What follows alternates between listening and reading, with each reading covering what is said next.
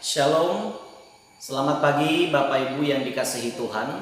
Berjumpa kembali dengan saya dalam renungan pagi di pagi hari ini. Bersyukur kita masih bisa bersama dalam bentuk online pada saat ini. Berharap dalam renungan pagi yang selalu saya share ke setiap Bapak Ibu boleh membangun pertumbuhan iman kita dan hubungan kita di hadapan Tuhan semakin baik. Bapak Ibu jemaat yang dikasihi Tuhan, sebelum kita merenungkan firman Tuhan, mari kita bersatu di dalam doa. Bapa kami yang di surga, kami sangat bersyukur atas anugerah yang besar yang boleh kami rasakan di pagi hari ini. Kami boleh bangun dari tempat tidur kami, menikmati segala kesehatan, kekuatan yang baru yang Tuhan anugerahkan bagi kami. Saatnya Tuhan, kami mau mendengarkan firman. Renungan pagi ini berkati Tuhan. Kiranya Roh Kudus Tuhan memberikan pengertian bagi kami untuk memahami firman. Urapi juga hamba-Mu yang menyampaikan firman-Mu ini Tuhan. Di dalam nama Yesus Kristus Tuhan kami, hidup kami sudah berdoa. Amin. Baik Bapak Ibu jemaat yang dikasihi Tuhan, firman Tuhan kepada kita hari ini terambil dari surat Paulus yang kedua kepada Timotius pasal 4 ayat yang kedua. 2 Timotius pasal 4 ayat 2. Begini firman Tuhan, beritakanlah firman, siap sedialah baik atau tidak baik waktunya. Nyatakanlah apa yang salah, tegurlah dan nasihatilah dengan segala kesabaran dan pengajaran. Amin. Firman Tuhan, demikian singkatnya teks firman Tuhan kepada kita di pagi hari ini. Shalom. Bapak Ibu jemaat yang dikasihi Tuhan, tema kita hari ini adalah siap sedialah. Siap sedialah. Kalau berbicara siap sedia berarti kita sudah menyiapkan segala sesuatunya sebelum kita melangkah. Ya. Bapak Ibu yang dikasihi Tuhan, ada satu kisah seorang pemuda yang sangat semangat dan takut akan Tuhan, semangat mau penginjilan. Pemuda ini sekolah teologi dan ia sedang menggumuli satu kampung. Ya, dia menggumuli satu kampung untuk ia injili nantinya. Dan daerah ini adalah daerah kanibal. Ya, daerah yang sangat sulit sekali dijangkau oleh manusia, istilahnya orang-orang. Karena orang yang masuk ke kampung itu adalah orang yang pasti tidak akan pulang lagi. Mereka akan makan. Ya, masih primitif sekali. Dan pemuda ini berencana dan ingin sekali mau pelayanan di daerah tersebut. Suatu kali ya saudara-saudara, pemuda ini sudah tamat sekolah dan ia ingin pergi ke kampung ke daerah tersebut. Apa yang terjadi? Ketika ia menaiki kereta api, terjadi kecelakaan yang tidak diduga oleh dia. Dan kecelakaan itu membuat kakinya harus diamputasi. Singkat cerita Bapak Ibu Saudara yang dikasihi Tuhan, pemuda tersebut tidak berterima dengan keadaan dia. Tetapi dia masih semangat untuk penginjilan. Lalu dia dikasih kaki palsu, ya. Dan singkat cerita pemuda ini kembali sehat dan pergi ke daerah yang sudah lama digumulkannya untuk pelayanan dan penginjilan. Lalu dia masuk ke daerah tersebut dan betul yang dia temui adalah sesuatu yang sangat ganas sekali. Ia belum menyampaikan firman Tuhan Bapak Ibu, ia sudah ditangkap oleh rakyat di situ. Dia diikat. Ketika dia diikat, lalu apa yang terjadi? Ia mau dijadikan sebagai santapan untuk seluruh kampung itu.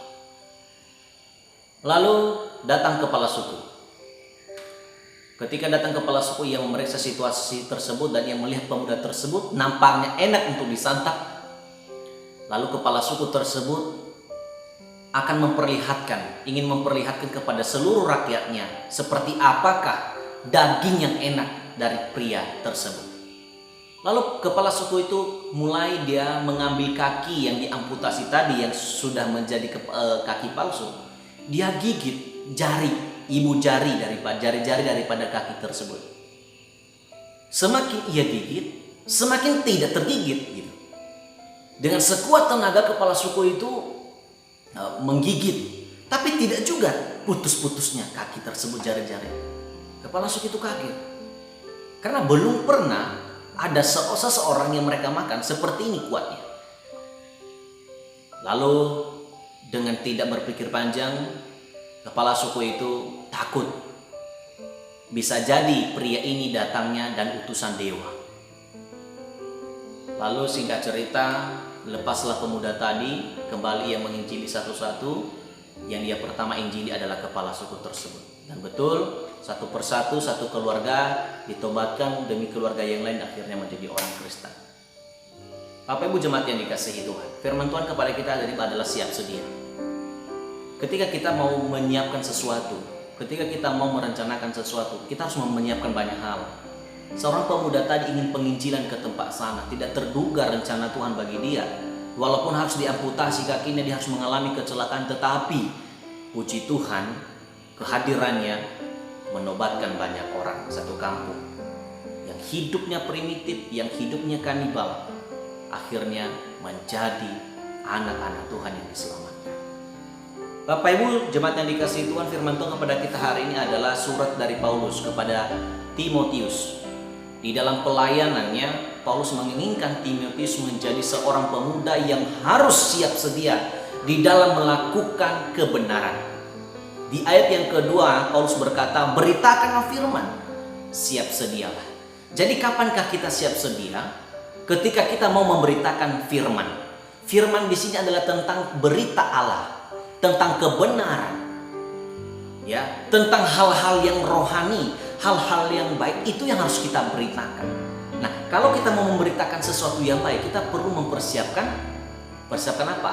Bahasa kita harus sopan, bahasa kita harus lemah lembut, penampilan kita, cara bicara kita, segala sesuatu yang membuat orang tertarik itu harus kita persiapkan agar firman yang kita sampaikan, kebenaran yang kita sampaikan,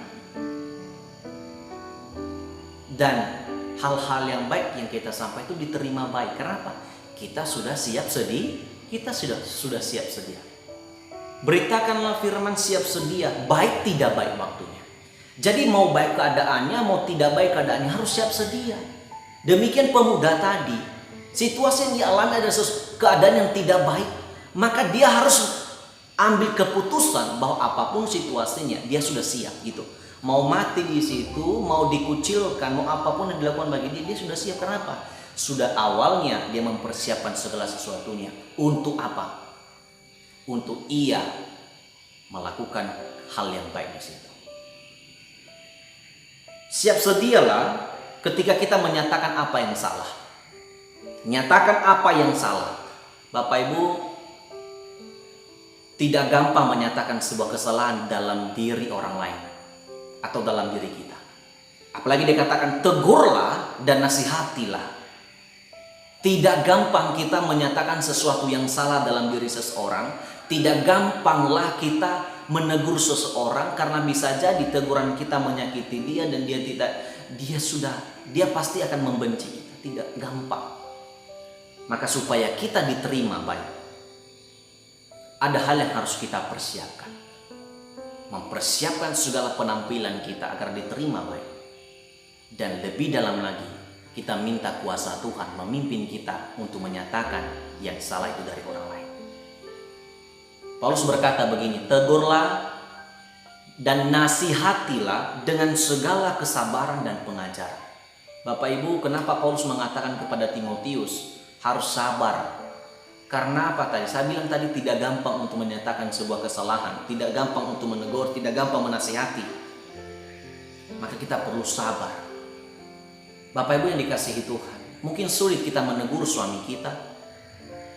Mungkin kita sulit menegur istri kita. Mungkin kita sulit menegur mertua kita, menantu kita. Mungkin kita sulit menegur anak-anak kita. Kita mencari cara bagaimana caranya supaya mereka menerima nasihat kita. Jangan putus asa. Sedialah. Minta Tuhan berkuasa bagimu. Minta pekerjaan Tuhan, pekerjaan Roh Kudus, agar setiap nasihat itu diterima baik dan Tuhan bekerja bagi mereka. Mari di pagi hari ini Kita bersama-sama untuk kita siap sedia di dalam melakukan, menyatakan yang benar melalui firman. Lakukanlah hal yang baik di hari ini. Sebelum kita mengakhiri hari ini, nanti di malam hari, lakukan hal yang baik. Bila ada sesuatu yang salah, tegurlah. Di dalam Alkitab dia berkata begini, menegur seseorang itu pertama sekali adalah secara empat mata. Berarti 1 lawan 1 ya kan, kita tegur orang secara pribadi. Bila dia tidak berubah atau tidak mengikutinya, kita panggil saksi. Bila tidak juga ada perubahan karena sudah ada saksi, kita panggil banyak orang. Kita serahkan dia kepada para pemimpin agama atau kepada orang yang lebih membuat dia mengikuti. Kalau juga tidak ada perubahan, banyak orang. Kalau juga tidak ada perubahan, juluki dia sebagai orang yang jahat. Itu adalah firman Tuhan. Jadi saudara-saudara yang dikasihi Tuhan, mari. Saya percaya bahwa kita yang menonton, kita yang mendengar firman Tuhan di pagi hari adalah orang yang sudah siap melakukan hal yang benar. Tidak usah begitu sulit atau susahnya melakukan yang baik. Bila ada anak kita, bila ada suami kita, ada istri kita, ada mertua, ada menantu kita, dalam rumah tangga kita itu ada sesuatu yang menyimpang, mari kita terima baik. Bila itu teguran yang baik, terimalah.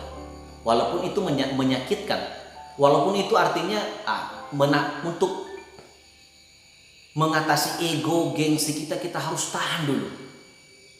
Mari kita terima yang baik. Karena ketika kita dinyatakan yang baik, ditegur, ingat, perbuatan yang buruk itu akan dikalahkan, hal yang baik akan kamu terima. Saya percaya Tuhan beserta dengan kita di dalam firman Tuhan, di dalam kebenaran yang kita lakukan. Demikian firman Tuhan di pagi hari ini. Kiranya hari ini firman Tuhan yang kita dengarkan boleh menuntun kita melakukan hal-hal yang baik. Tuhan berkati kita. Amin. Firman Tuhan, kita bersatu dalam doa. Bapa di surga, terima kasih firman-Mu yang boleh kami dengarkan di pagi hari ini. Firman-Mu mengajarkan kami bagaimanakah kami harus siap sedia untuk menyatakan, menyampaikan, memberitakan firman Tuhan. Tuhan, kami akui bahwa tidak gampang menyampaikan hal yang benar bagi seseorang. Tapi kami minta Tuhan, Roh Kudus-Mu ya Tuhan, memimpin kami. Agar setiap perkataan, baik itu teguran, nasihat yang kami beritakan, boleh diterima baik oleh orang yang kami tuju. Tuhan, mampukan kami melakukan hal yang baik hari ini. Sebelum kami melakukan satu persatu kegiatan kami, teguhkan kami ya Tuhan. Berikan kepada kami kesabaran untuk kami boleh melakukan hal yang baik satu hari ini. Berkati firman-Mu, materaikan setiap orang yang mendengar firman Tuhan ini, renungan ini Tuhan. Tuhan berkati mereka, pimpin mereka, damai sejahtera Tuhan beserta dengan mereka. Bapa di surga, saya berdoa untuk setiap keluarga, saudara, famili, setiap jemaat Tuhan yang saat ini dalam pergumulan hidup, dalam nama Yesus, apapun pergumulan itu ya Tuhan, kehendak-Mu yang terjadi bagi mereka. Kami berdoa untuk beberapa saudara-saudara kami yang sakit, orang tua yang sakit, anak-anak, tetangga, Tuhan, dalam nama Yesus, darah-Mu yang sanggup memulihkan mereka. Kami yang meyakini bahwa kuasa Tuhan, jamaah Tuhan Yesus yang akan memulihkan dan menyembuhkan setiap keluarga-keluarga kami yang sedang sakit saat ini. Terima kasih Bapa yang baik atas anugerah-Mu. Berkati pekerjaan kami hari ini. Berikanlah keberhasilan daripada apa yang kami kerjakan. Buatlah berhasil Tuhan, cukupi kebutuhan kami, agar ketika kami menerima yang baik, kami boleh bersaksi kepada semua orang bahwa Tuhan Yesus baik. Terpujilah Engkau ya Tuhan, ampuni dosa-dosa kami. Layakkanlah kami Bapa untuk selalu berkenan kepadamu. Dalam nama Yesus Kristus kami sudah berdoa. Amin. Kita bersama-sama mengucapkan doa Bapa kami. Bapa kami yang di surga, dikuduskanlah nama-Mu. Datanglah kerajaan-Mu, jadilah kehendak-Mu di bumi seperti di surga. Berikanlah kami pada hari ini makanan kami yang secukupnya.